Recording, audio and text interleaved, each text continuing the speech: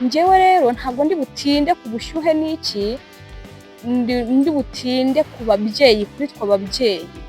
Akanambwira ati abashyitsi bawe ujye ubazana mu rugo. Ibyo mbabwira ntabwo ari ukwiyemera, nta nubwo ari ukubeshyera mama kuko aracyahari namwe yabibabwira. Babyeyi inshuti zanjye, abana bacu bagiye kuza muri vacances, ndagira ngo tubiyegereze tubaganirize. Hari abava ku ishuri batewe inda tutabizi. Hari urugero rwigeze rubaho, yigeze bivugwa mu makuru y'uko hari umwana w'umukobwa wabyariye i Muhanga muri gare. 9 ibihembwe 3 byose by'umubyeyi yabiciyemo, kandi ibyo bihembwe 3 biba birimo amavakansi. Niyo waba ubona afite imico mibi, ntago ari ubwo buryo ukwiye kugira gute kubimubwiramo. Uramwicaza ukamuganiriza, d'abord ukamwereka ko ari inshuti yawe, ukamwereka kuri inshuti ye, akubwira ingorane yagize, ukaba wagira ikintu ubikoraho. Hari n'igihe yanafatwa ku ngufu, yamara gufatwa ku ngufu ntabikubwire, akabihisha, kuko n'umwana arabizi, aravuga ati bon ubwo bamfashe ku ngufu iwacu ntibabimenye, n'abanyeshuri twigana ntibabimenye, birarangiye, ntazi yuko ari bukuremo inda. Mwicira ubuzima, ukamwanduza indwara, ukamutera inda, ukanamwihakana, umwana agasaragoringa akiri mutoya, akagira depression, akagira ihungabana, hari abashyiraho iterabwoba abana bakavuga ngo ntimuzabivuge, kuko umunsi mwabivuze nzakwica.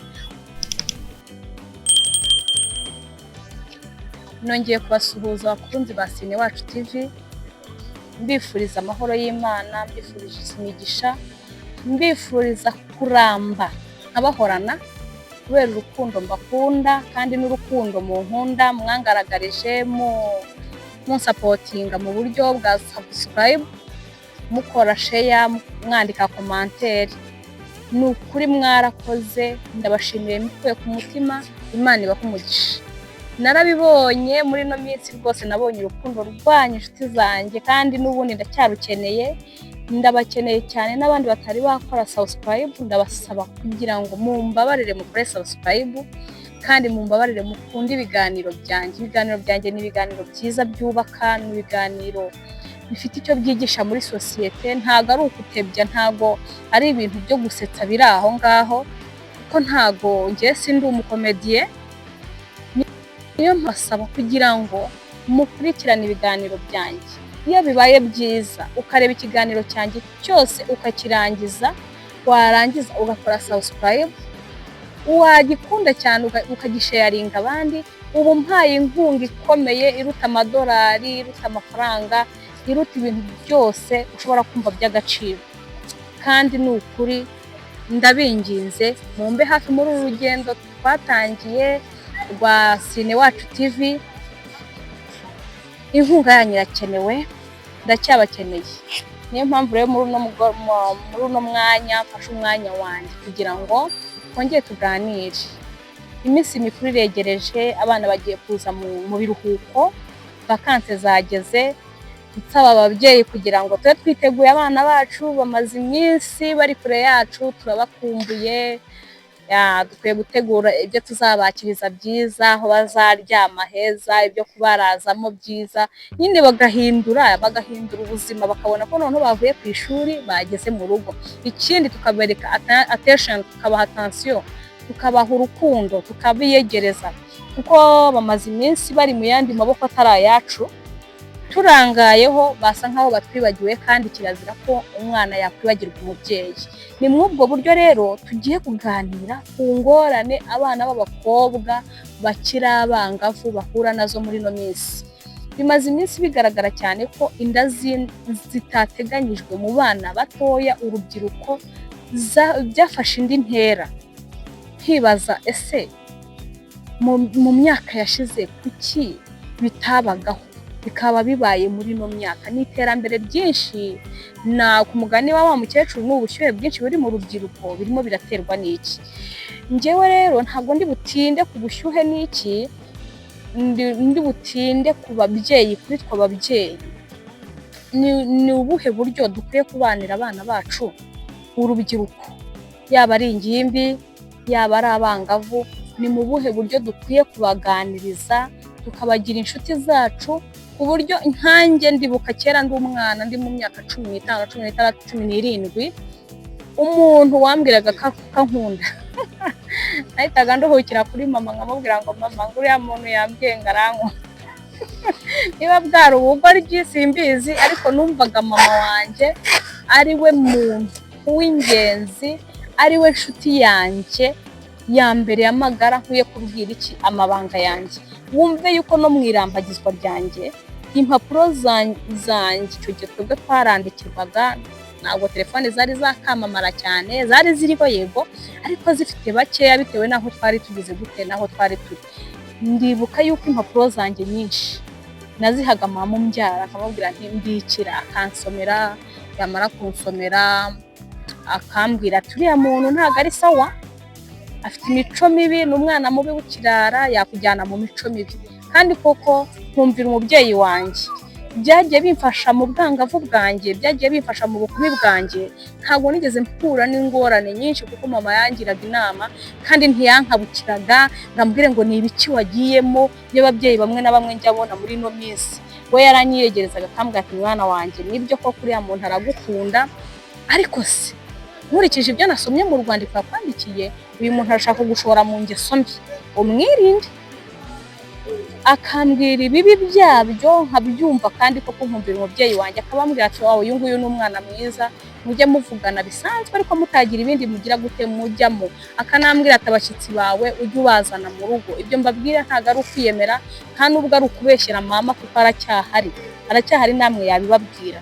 None rero ibyo bintu kubera uburyo byamfashije mu rugendo rw'ubuzima rw'ubukobwa n'ubwangavu, numvishije nanjye nabifashisha abana banjye, kandi nkifuza ko n'abana bacu, inshuti zanjye za Sine Wacu TV, ko twabisangizanya bikadufasha muri ubu buzima, bigatuma tuba hafi y'abana bacu, abakobwa bacu tukabaganiriza, tukabarinda ingorane zo gutwara inda zitateganyijwe. Hari n'igihe aba atari ubushyuhe pe, atari n'uburara, ahubwo akaba ari uko atabonye umuntu ugira gute umuba hafi ngo amuganirize, amubwire ubuzima bw'ubwangavu uko bumera n'uko bwitwarwamo. Niyo mpamvu rero babyeyi inshuti zanjye, abana bacu bagiye kuza muri vacances, bagira ngo tubiyegereze tubaganirize. Hari abava ku ishuri batewe inda tutabizi. Hari urugero rwigeze rubaho, yigeze bivugwa mu makuru yuko hari umwana w'umukobwa wabyariye i Muhanga muri gare. Uriya mwana ntutekereze ko iriya nda yayitwaye mu mezi 3 ngo ayibyare mu mezi 3. Hoya, yayibyaye mu mezi 9, ibihembwe 3 byose by'umubyeyi yabiciyemo, kandi ibyo bihembwe 3 babirimo amavakansi. Kuba rero yarageze kuri etape yo kubyarira muri gare, yaba bamubyaye batabizi, yaba abarezi bamurera ku ishuri batabizi, nibigaragaza yuko uwo mwana batigeze bamuba hafi, bamuretse agasa nkaho yagize gute yireze, kandi ntabwo ari byiza rwose. Dukwiye kuganiriza abana bacu. Hari ukuntu tugira igitsure cyinshi, hari ukuntu ababyeyi bagira igitsure cyinshi, ukaba wumva hari n'ibikubangamiye cyangwa se ibintu ushaka kuganira ngo bigusohoke mu mutima, ukumva ntufite uburyo bwo kubibabwira. Kubera iki? Urabizi n'ubibwira mama aragutuka, agukubitire mu gicu, akubwira ati wabaye indaya, wigize ikirara, warananiranye. Niyo waba ubona afite imico mibi, ntabwo ari ubwo buryo ukwiye kugira gute kubimubwiramo.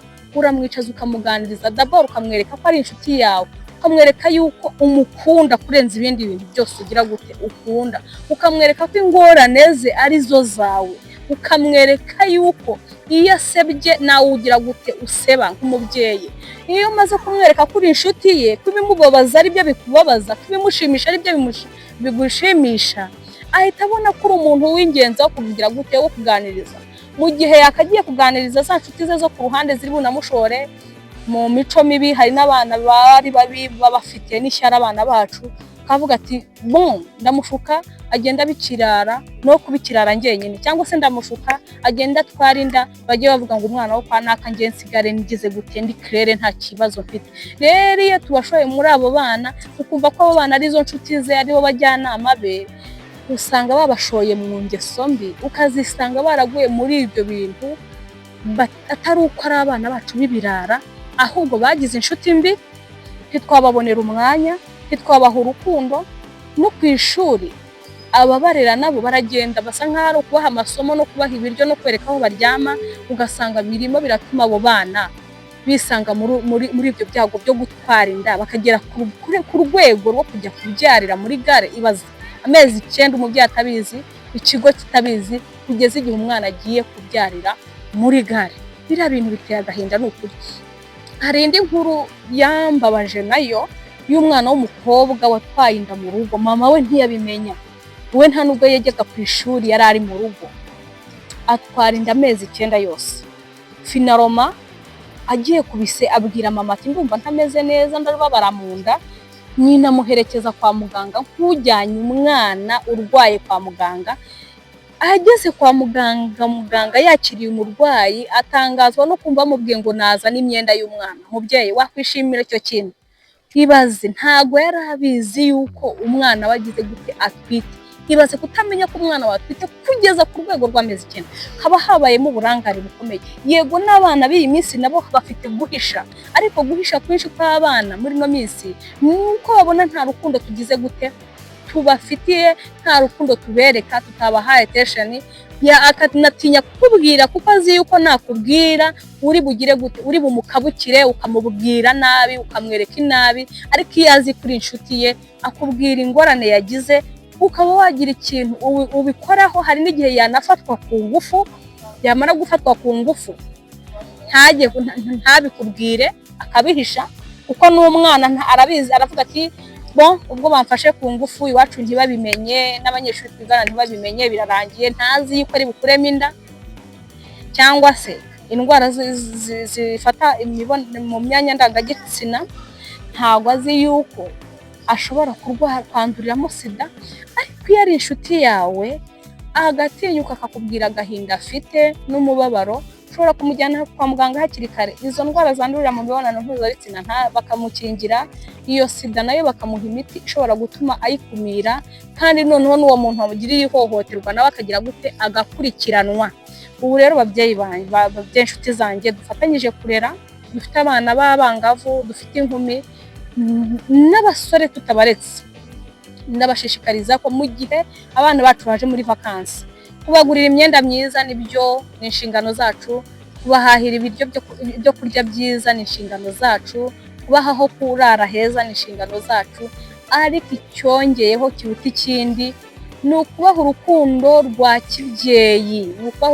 kibyeyi, tukababa hafi, tukababaza ingorane bahuriye nazo ku ishuri, tukababaza ibyabashimishije ku ishuri, tukababaza abarimu babigishije. Se buri somo umwarimu yakwigishije gute, se umwiyumvamo gute, se bipfira hehe? Naho akubwiye biri gupfira ntumubureminge ngo umubwire ngo aho ngaho wabaye iki cyangwa umwite iki, ahubwo ukamubwira ati no, nubwo watsinzwe iri somo rya matenda n'urugero, ubutaha uzashyiremo agatege, bizabigenze gutya na gutya uzatsinda. Noneho umukobwa tumuganirize, tumubaze se bimeze gute mu buzima, wumva umerewe ute, wumva ese nta nshuti ufite?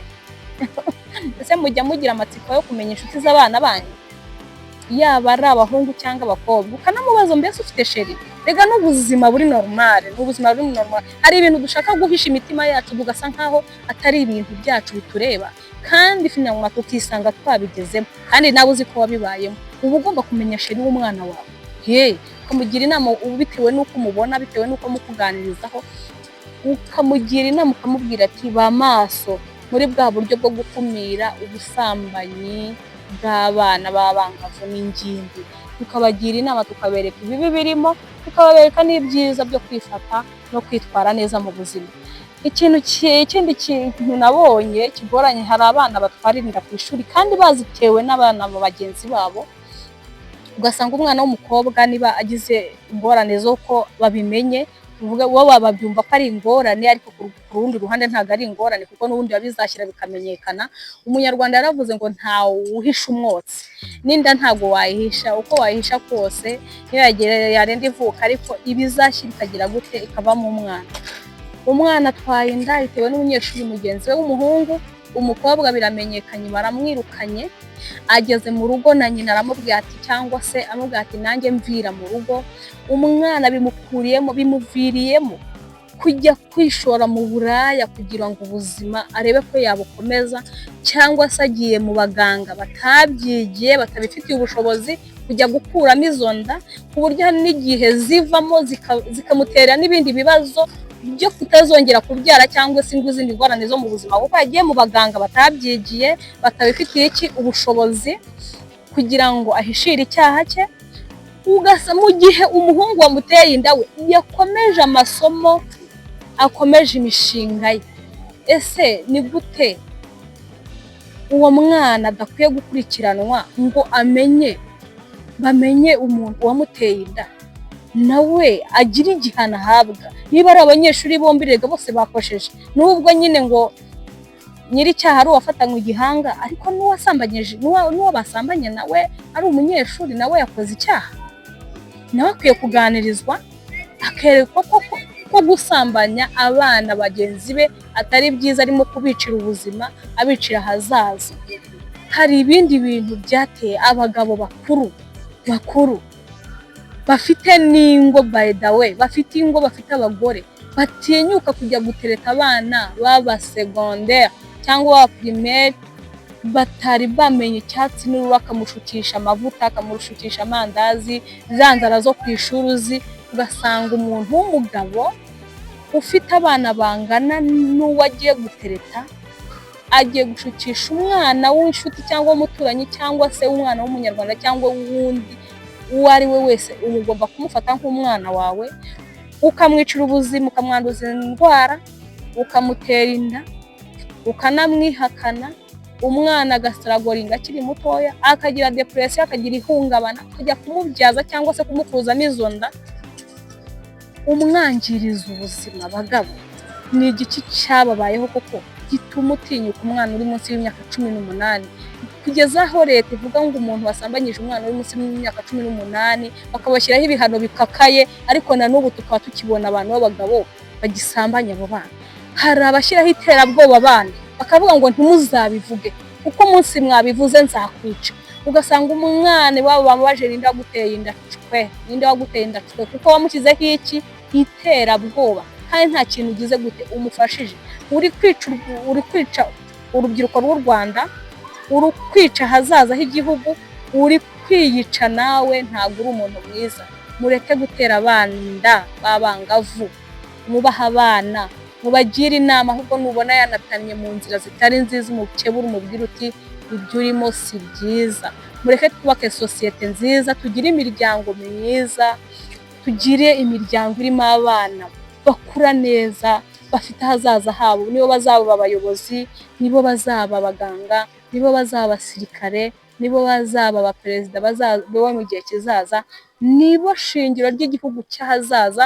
Mu gihe bakuranye ibikomere mwabateye, mu gihe bakuze batabona urukundo rw'ababyeyi no kubabwa hafi, ni ibintu bizagira ingaruka ku mitekerereze yabo, kandi natwe bikatugira ingaruka, kuko iyo imitekerereze y'abana b'ahazaza yapfuye ikiri mitoya, n'ahazaza hacu haba harimo kugira gute kwangirika.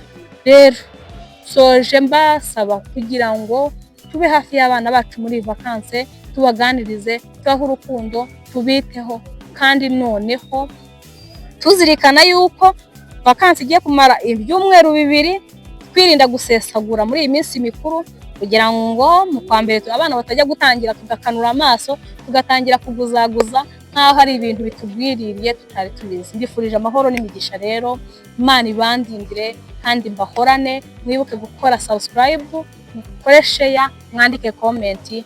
Ndabakunda cyane, bye.